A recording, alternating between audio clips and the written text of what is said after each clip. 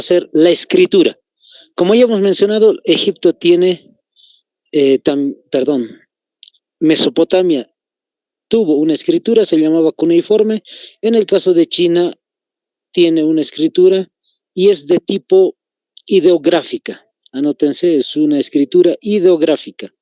¿Qué significa esto? Que con símbolos simplemente se van desarrollando ideas, toda una oración, si quieren ustedes, simplemente con un pequeño símbolo. Segundo avance importante de China, ha desarrollado lo que va a ser la agricultura. En el caso de la agricultura, ha ido desarrollando el trigo, la cebada, el arroz y el mijo. Ahí está. Trigo, cebada, arroz y mijo. Ahí está. Esos son parte de lo que es la agricultura. Otro de los avances culturales de China va a ser también, anótense, son 4 inventos más importantes de China. El papel. Va a desarrollar también lo que se llama la pólvora, la imprenta y la brújula. Ahí está. Esos son los 4 inventos, no se van a olvidar para nada. Si les hacen una pregunta sobre los 4 inventos más antiguos de los chinos, son justamente esos últimos 4. Ellos han ido desarrollando también otro aspecto importante, lo que va a ser la arquitectura. Como están observando ustedes ahí, en la imagen, la Gran Muralla China. En el caso de la Gran Muralla China se ha ido desarrollando, vamos a ir hacia atrás, a ver un momentito, el año 221 hasta el 204 antes de Cristo. Como están viendo, tiene que ver con el emperador Qin Shi Huang. Él ha desarrollado su gobierno entre los años 221 y 206 antes de Cristo, como están viendo. Entonces, en el caso de la construcción de la Gran Muralla, también tiene que ver con esos mismos años de gobierno. 221 hasta el 204 antes de Cristo. Ahora, vamos a mencionar un aspecto importante. Como están viendo ahí en la imagen ustedes, en realidad, el caso de China en la antigüedad, no sé si se puede observar un poquito de mejor modo. Estoy ampliando la imagen, pueden ampliar también ustedes, yo creo. Ahí está China en la actualidad, y en la parte norte de China van a poder encontrar un país que se llama Mongolia.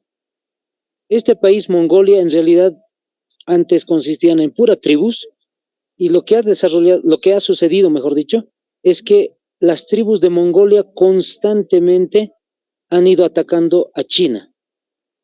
Los chinos, ¿qué es lo que habían desarrollado? Distintos tipos de murallas defensivos, si quieren, para cualquier ataque por parte de las tribus de Mongolia. Pero hay un detalle interesante. Simplemente habían hecho pequeños muros a lo largo de su frontera. No estaba unificado todavía, solamente eran pequeños muros.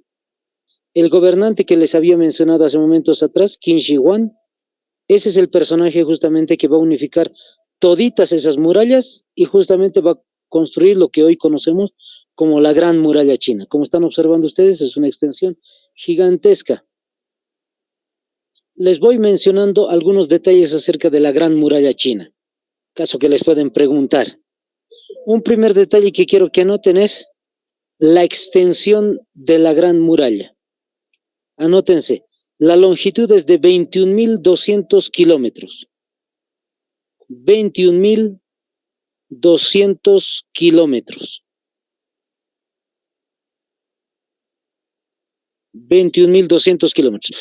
Detalles importantes, anótense, inicia la muralla china en el desierto de Gobi. Anótense, desierto de Gobi. ¿Dónde queda el desierto de Gobi? Ustedes en el mapa van a poder observar en la parte norte de lo que es la India. Como están observando la imagen, ahí está China, ahí está en la parte sur el país que parece un triángulo, ahí está la India. Justamente en ese sector, en la parte norte de la India, comienza lo que se llama el desierto de Gobi y se extiende por todo lo que es la China continental hasta llegar, anótense, donde termina Corea. Entonces es gigantesco, toda China en realidad va a cruzar desde el desierto de Gobi hasta Corea del Norte específicamente.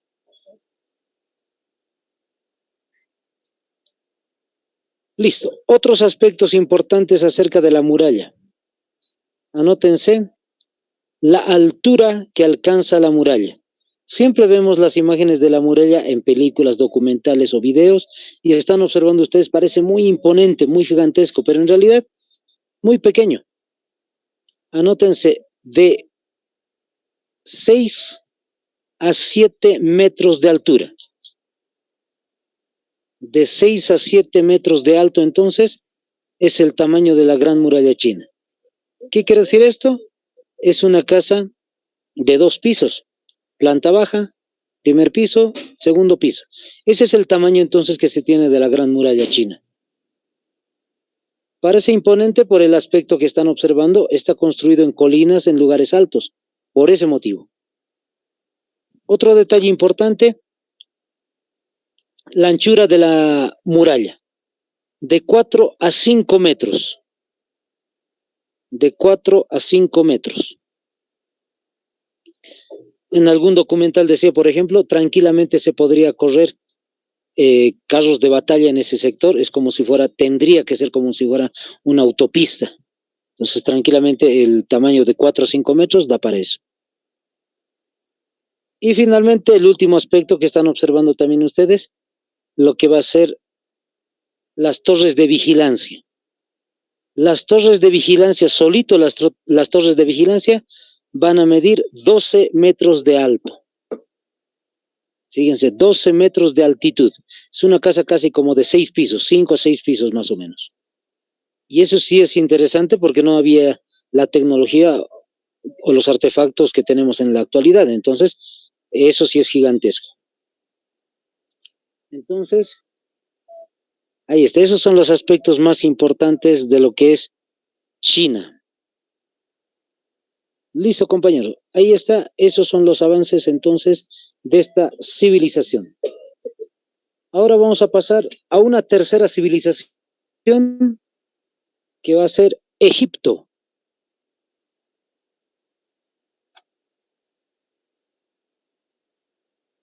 Anótense, Egipto. Año 3000 antes de Cristo es el inicio de lo que va a ser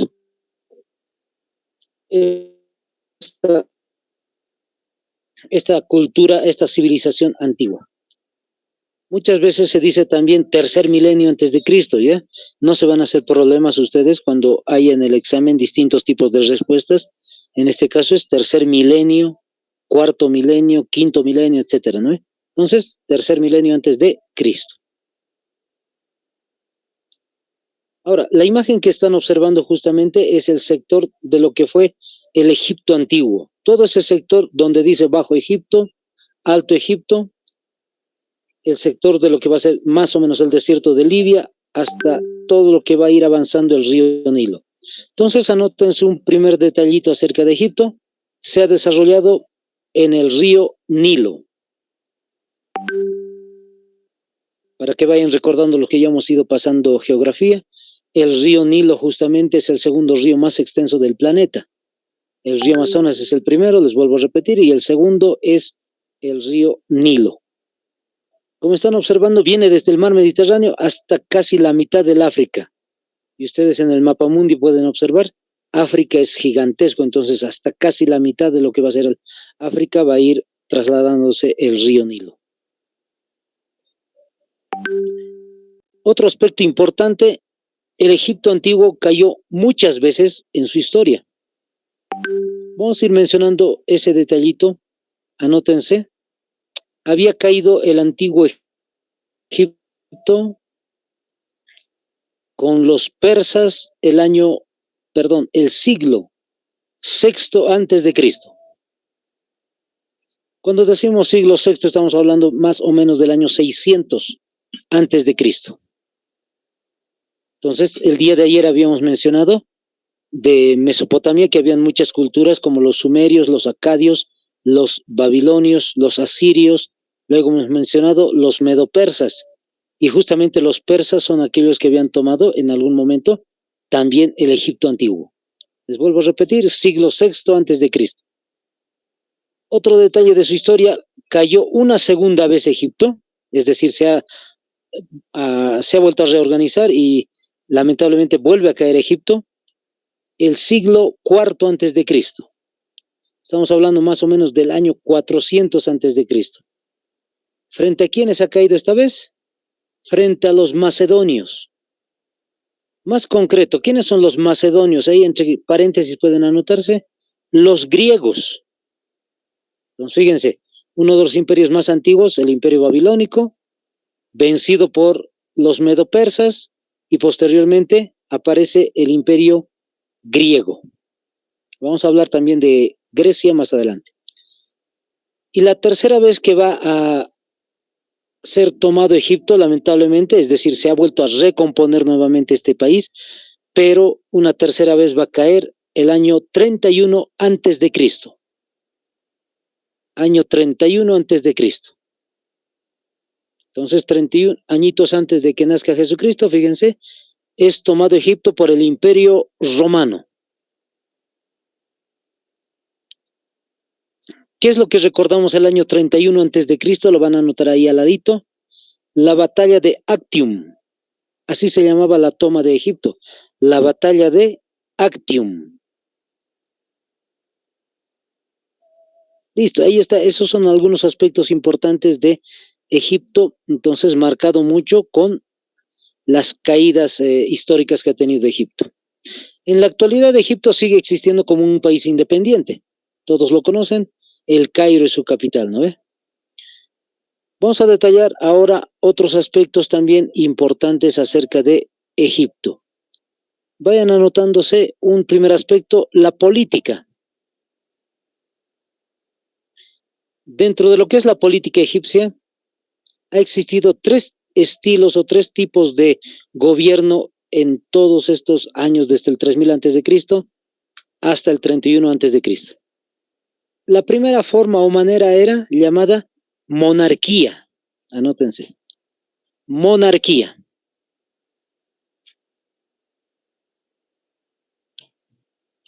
Ahora, es tiempo de ver un poquito el aspecto etimológico de la palabra monarquía. Anótense dos casos interesantes. ¿De dónde viene la palabra monarquía? Van a anotarse, viene del griego mono, que significa uno. Anótense, mono significa uno. Y la otra palabra es autarquía. Autarquía.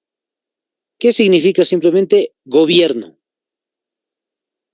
Entonces ahí tenemos el significado de esta palabra. El gobierno de uno. Es decir, ha habido simplemente una persona que está a la cabeza de todo el Egipto. Esa es una primera forma, es decir, hay un rey que va a gobernar Egipto. Una segunda forma, anótense, la absolutista. La absolutista. Esta forma de gobierno sigue siendo un monarca, es decir, un rey, es único el que está en el poder, pero tiene todo el poder absoluto. Eso se llama el absolutismo. Y la tercera forma en que ha evolucionado la política de Egipto, el teocrático. ¿Qué es el teocrático en este caso para los egipcios? Hay un gobernante y este es el hijo de uno de los dioses egipcios, el faraón. Ahí está. Entonces pasa de rey a un aspecto absolutista y finalmente a lo que va a ser el gobierno de los faraones. Algunos de los faraones más importantes les voy mencionando, no toditos porque la lista es extensísima, en realidad es muchas dinastías alrededor, si no me equivoco, ha tenido 30 dinastías. Y como el día de ayer habíamos visto, China tenía algunas dinastías. ¿Qué significa la dinastía? Un grupo de reyes, es decir, en una sola dinastía, puede haber 10 o 20 o 30 o 40 reyes. Si imagínense, Egipto ha tenido 30 dinastías, eso quiere decir que son cientos y cientos, quizá miles de reyes que ha tenido. Algunos de estos faraones les mencionaba, anótense, Kefren, del cual vamos a volver a hablar en unos minutos más. Kefren es uno de los primeros o más antiguos faraones. Otro, Seti primero. Ahí está. Uno de los faraones también muy conocidos. Hay una película sobre esto justamente, la película sobre Moisés. Hablan mucho de este personaje. También hay otro, el hijo de Seti, anótense, Ramsés II. Ramsés II. Y para ir terminando un poquito, vamos a anotarnos Cleopatra VII. Cleopatra VII, por si acaso, es una faraón, y en la historia de los egipcios es normal que haya habido faraonas. No se las nombraba de esa manera, faraonas, el título simplemente era faraón, pero ha habido muchas mujeres que han sido simplemente parte del gobierno de Egipto. Ella, por si acaso, hay que dar un dato interesante, es la última faraón, y falleció el año 30 antes de Cristo. Año 30 antes de Cristo. Listo, con eso se va a cerrar entonces todo lo que va a ser la parte de los faraones, la parte política de los faraones. Anótense, segundo aspecto importante, la sociedad. En el caso de la sociedad egipcia, lo que vamos a hacer es igual de la misma manera como el día de ayer. Hagan un triángulo y lo van a dividir en 3. Entonces, ¿cuál es la jerarquía dentro de la sociedad egipcia? A la cabeza, el faraón. Y como ya sabemos, pues el faraón es el gobernante. En segundo lugar, anótense, los altos funcionarios. Los altos funcionarios. Dentro de los altos funcionarios podemos ver entonces algunos, por ejemplo, sacerdotes, pueden ser algunos escribas, pueden ser una especie de ministros, si quieren ustedes, consejeros que van a apoyar justamente o que van a ir cooperando al faraón en su gobierno. Y finalmente, a la cola de todo, a la base de toda la pirámide, el pueblo egipcio.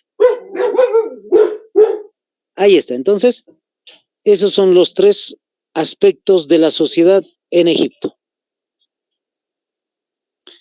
Ahora vamos a pasar a otro aspecto importante que va a ser los avances culturales que ha tenido Egipto. ¿Qué es lo que encontramos dentro de sus aspectos culturales, sus avances, vamos a decir, de la cultura egipcia?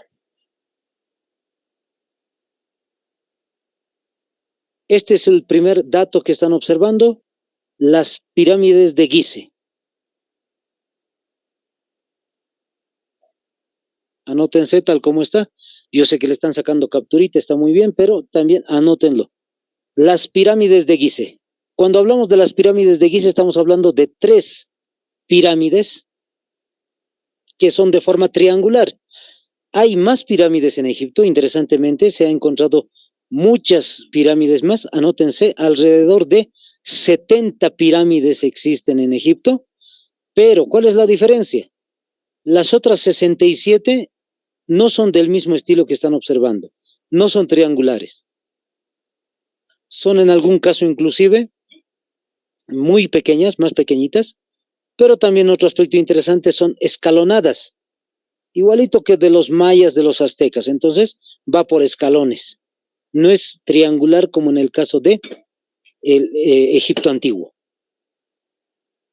Ahora, otro aspecto importante que están observando es el momento en el cual se ha ido construyendo estas pirámides. Más o menos, compañeros, la construcción de las pirámides se van a hacer entre el año 2700 a 2500 antes de Cristo. Entonces la construcción es en realidad alrededor de 200 años más o menos no va a ser toditos los 200, sino que se va a ir distribuyendo una primera pirámide en el lapso de 300 años, otra va a ser en otro tiempo, así. Entonces, fíjense, de 2700 hasta el año 2500 antes de Cristo. Vamos a especificar un detalle más. Estas pirámides de Egipto, como están observando, y como muchos ya deben saber, son tumbas de los faraones.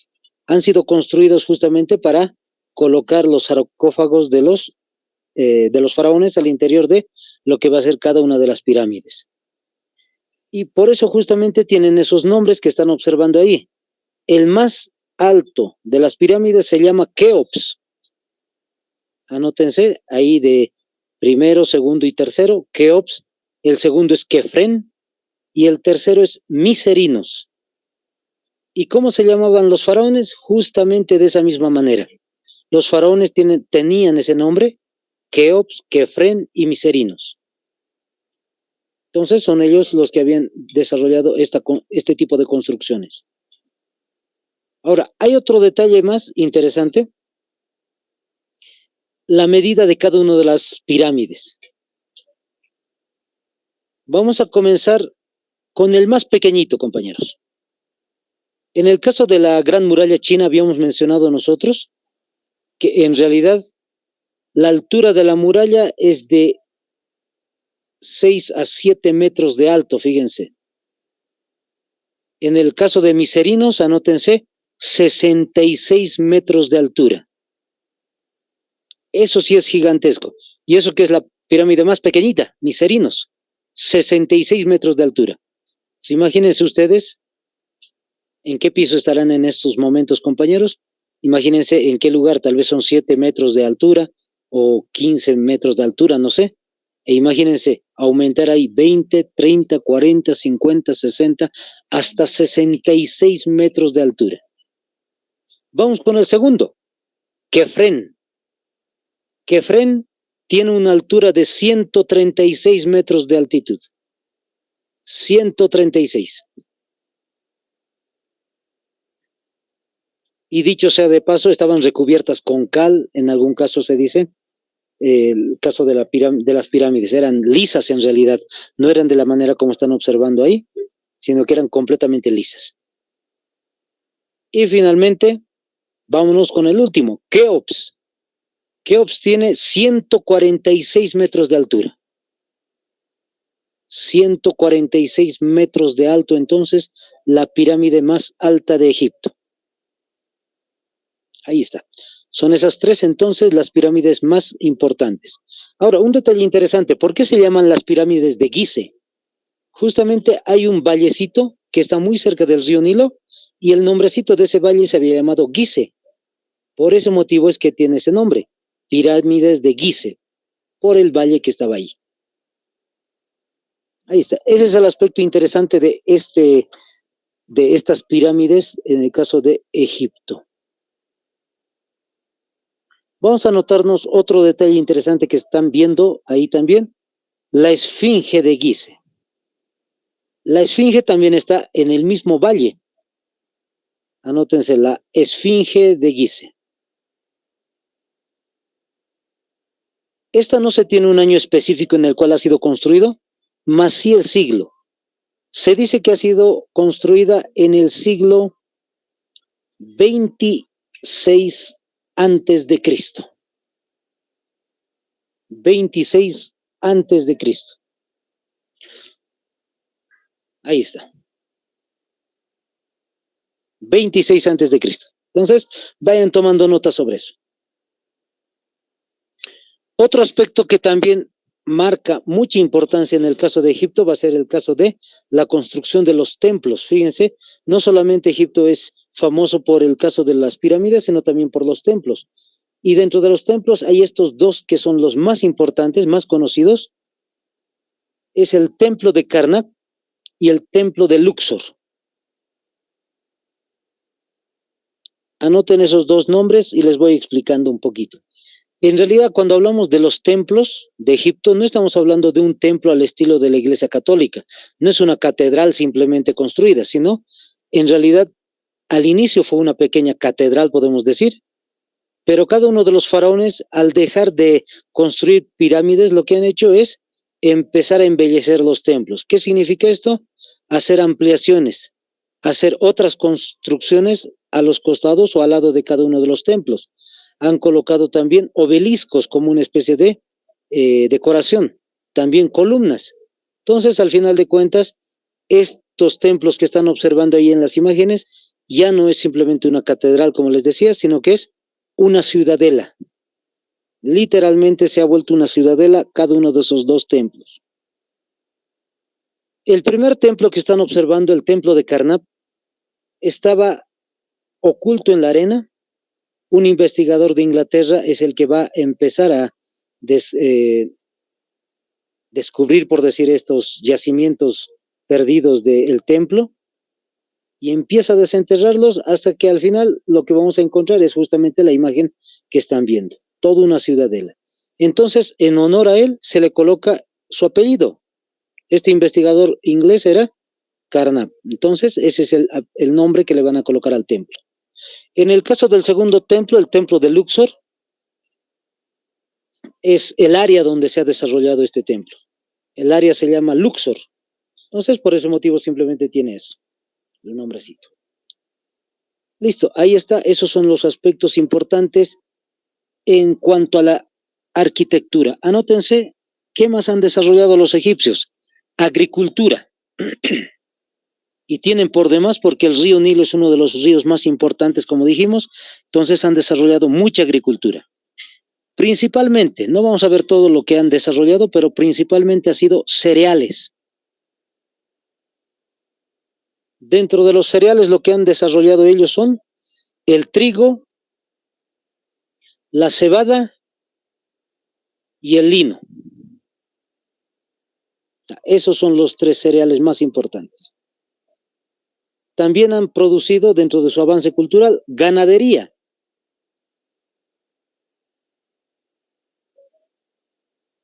Otro aspecto interesante e importante que hay que resaltar, igualito que el caso de China, pero los chinos son más antiguos que los egipcios, han desarrollado el papel. El papel ha sido desarrollado por una planta llamada papiro, y por eso es que va a tener ese nombrecito. El nombre más apropiado en la antigüedad siempre va a ser papiro. Ahora también han desarrollado, vayan tomando nota, las matemáticas. El sistema decimal. Eso es lo que han desarrollado. Y finalmente, como el último avance cultural que tenemos acerca de Egipto, va a ser los jeroglíficos.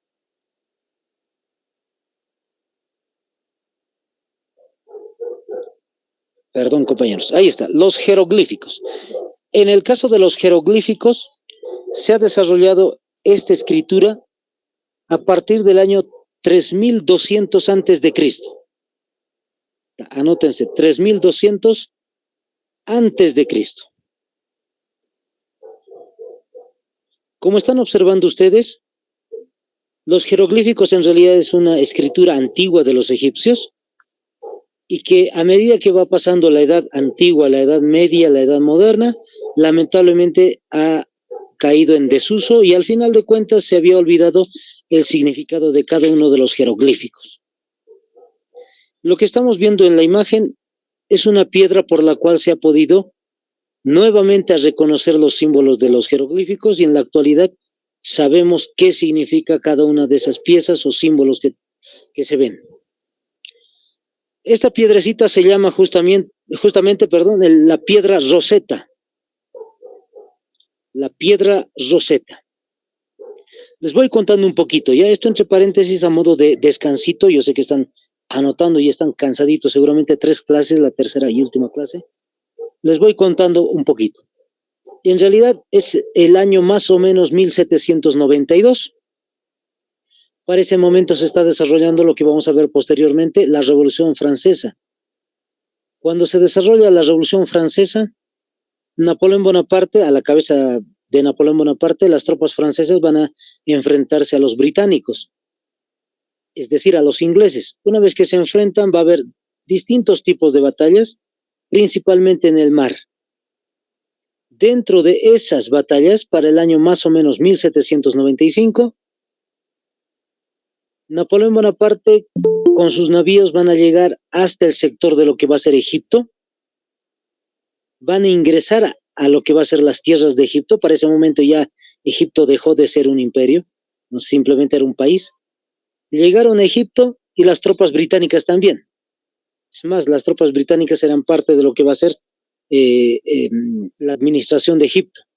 Entonces, cuando los franceses llegan ahí, están peleando justamente contra los ingleses, y lo que va a suceder es que mientras se está desarrollando batallas ahí, hay un soldado de Napoleón Bonaparte que va a encontrar esta piedra. Le habrá parecido muy importante, muy interesante a este personaje, y él se llevó la piedra desde Egipto a Francia. Una vez que llega a Francia, se investiga qué es lo que dice la piedra. Y justamente, fíjense, la piedra, si ven ustedes, está dividida en tres partes.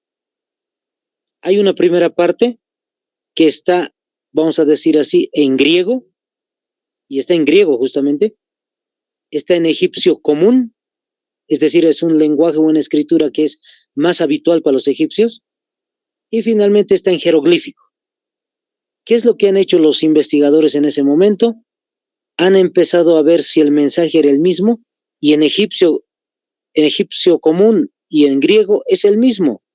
De ahí han tenido la idea, la orientación de que los jeroglíficos también tienen un mismo significado que del griego y el egipcio común. Entonces, han hecho coincidir muchos de los símbolos y al final han podido dar en cuenta que hay un sentido en cada una de esas representaciones. Entonces, a partir de hoy, por eso, como les digo, hasta este año 2023, tranquilamente se puede ingresar seguramente a una página de internet y verificar si qué es lo que dicen los jeroglíficos en cada una de las salas que se tienen, tanto en pirámides, templos, obeliscos y demás. Listo, ahí está. Ese es un poquito de la historia, cierro paréntesis, eso era a modo de pequeño descansito, compañeros. Listo. Vamos a mencionar ahora, antes de pasar a este punto, vamos al caso de Grecia. Tenemos unos 14 minutitos más para ir avanzando, 16 minutos en realidad. Entonces vamos a ir anotando la cuarta civilización, Grecia, a partir del año 4000 o 3000. Anótense este detalle por si acaso. Se ha desarrollado a partir del año 3000 antes de Cristo. La mayoría, ojo, la mayoría de los historiadores dice que se ha desarrollado Grecia a partir del año 3000 antes de Cristo. Hay algunos historiadores que dicen que se ha desarrollado incluso más antes, 4000. Entonces la cifra exacta, les vuelvo a repetir, por la mayoría de los historiadores es 3000. Pero hay que colocar entre paréntesis ese 4000 por si acaso. Como siempre les digo, revisen los exámenes pasados de los institutos militares policiales para poder saber más o menos cómo podría ser la respuesta. ¿Ya? El área donde se ha desarrollado Grecia, anótense, va a ser el mar Egeo, es decir, en las costas del mar Egeo. Como están observando ustedes, ahí justamente en todo ese sectorcito, en medio dice mar Egeo. Entonces, ahí se había desarrollado la Grecia antigua. Incluso muchas veces no se le decía Grecia, se le decía Macedonia. Entonces, hay un detalle muy interesante, el caso de los griegos, es decir, el idioma se llama griego, pero las poblaciones no se llamaban Grecia. Va a ser posterior a que se va a tener ese nombre de Grecia. Listo, vamos a especificar algo de la historia de los griegos. Así, de forma un poquito rápida. Vamos a detallar. Ellos se han desarrollado como culturas específicas, dos principalmente. Es muy interesante. Casi siempre hay dos culturas que van iniciando una civilización. Esto entre paréntesis, China hemos dicho, el Longshao y el Yangshao han producido lo que después va a ser China. En el caso de Mesopotamia, de la misma manera, los sumerios y los acadios producen Mesopotamia. Los egipcios no les he podido comentar un poquito, pero ha sido una rivalidad entre dos regiones del Alto y el Bajo Egipto, que al final van a producir justamente la civilización egipcia. Y en el caso de Grecia, pues entonces, la primera se llama, anótense, heládica, es decir, la cultura heládica.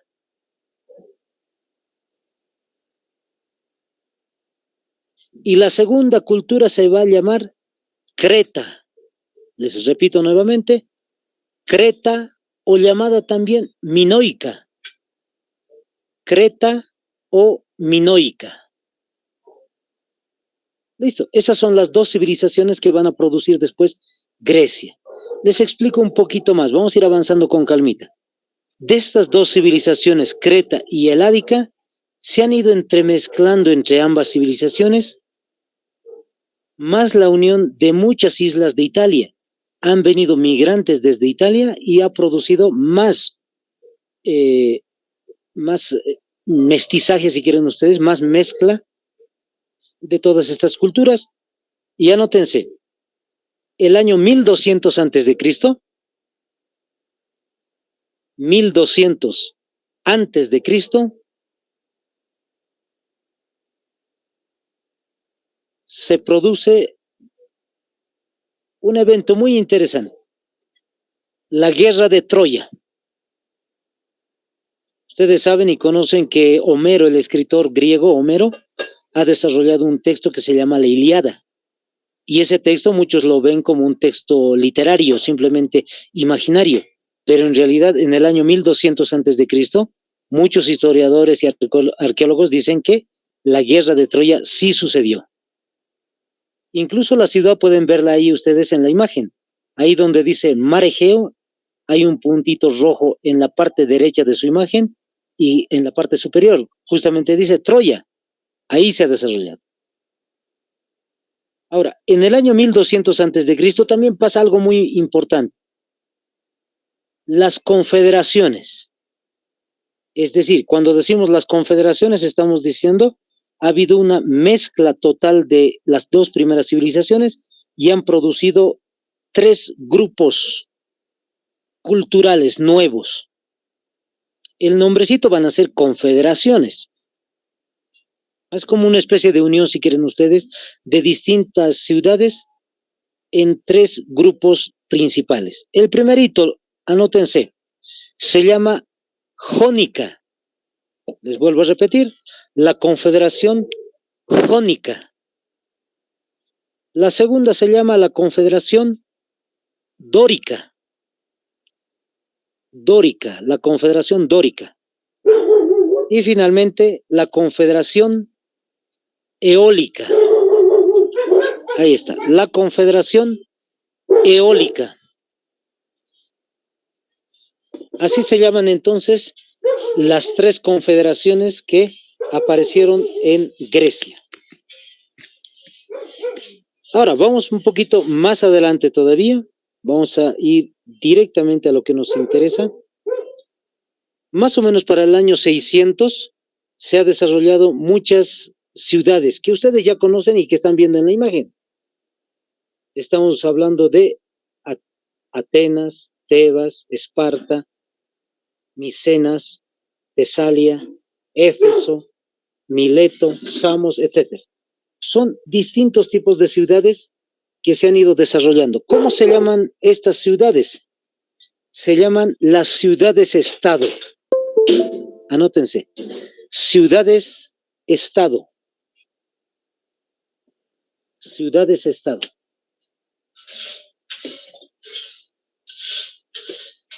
Ahí está. Eso, como les digo, para más o menos el año 600. Ahora vamos con otro aspecto que es más importante en el caso de la historia griega. Anótense. Entre los años 336 antes de Cristo, 336 antes de Cristo, hasta el año 323, igual antes de Cristo, 323. Les vuelvo a repetir, del 336 antes de Cristo hasta el 323 antes de Cristo se desarrolla el reinado de Alejandro III. Alejandro III. Este personaje, Alejandro III, es conocido en la historia, en español primero les digo, Alejandro el Grande. Alejandro el Grande. En latín, ¿cómo se lo conoce? Alejandro Magno. La palabra magno en realidad significa grande, ¿no? Entonces, Alejandro Magno.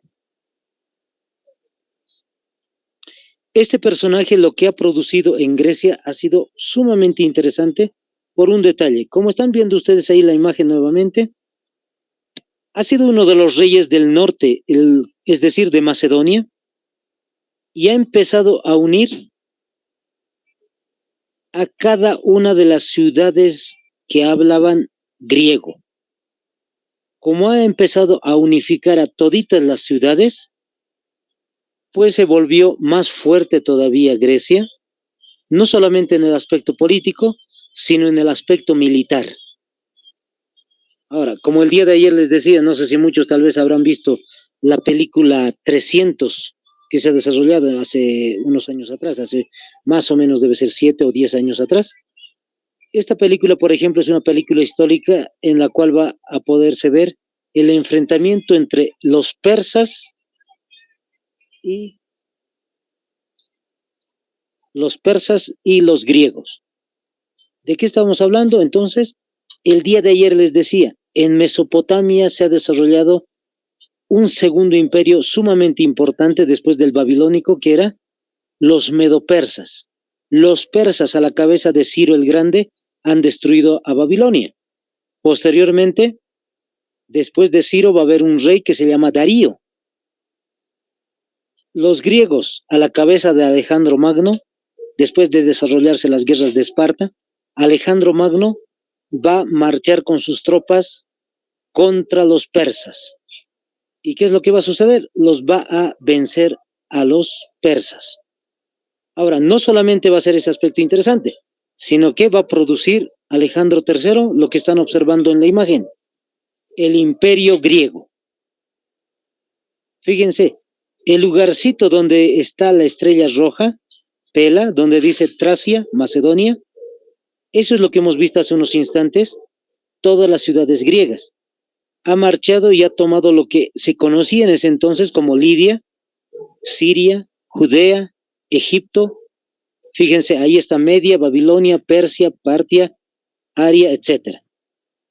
Ha vencido y ha tomado el territorio de varias zonas en el Oriente Medio y casi el sector de lo que va a ser la India, fíjense.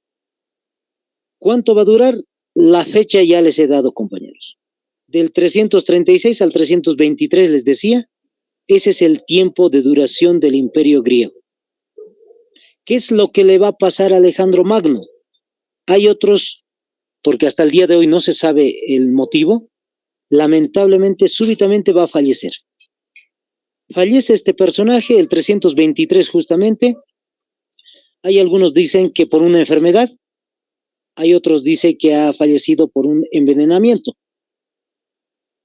La cuestión está en que él fallece y el imperio griego se va a dividir en 4 partes. Lo va a dividir en 4 generales, es decir, los generales de Alejandro Magno van a tomar sectores, por ejemplo, les doy un ejemplo, una parte de Macedonia, otra parte de Egipto, otra parte de lo que va a ser el Oriente Medio y otra parte cerca de lo que va a ser la India. Entonces se ha dividido en 4 sectores y a su vez estos seguramente van a ir falleciendo y van a ir dando poder a otros generales suyos y al final se va a fragmentar el imperio griego. No hay una derrota definitiva por parte de un imperio contra el imperio griego, sino que simplemente va a desaparecer. Entonces, de esa manera es que lamentablemente el imperio griego desaparece. Incluso para ir un poquito más adelante, anótense, el año 146 antes de Cristo, 146 antes de Cristo.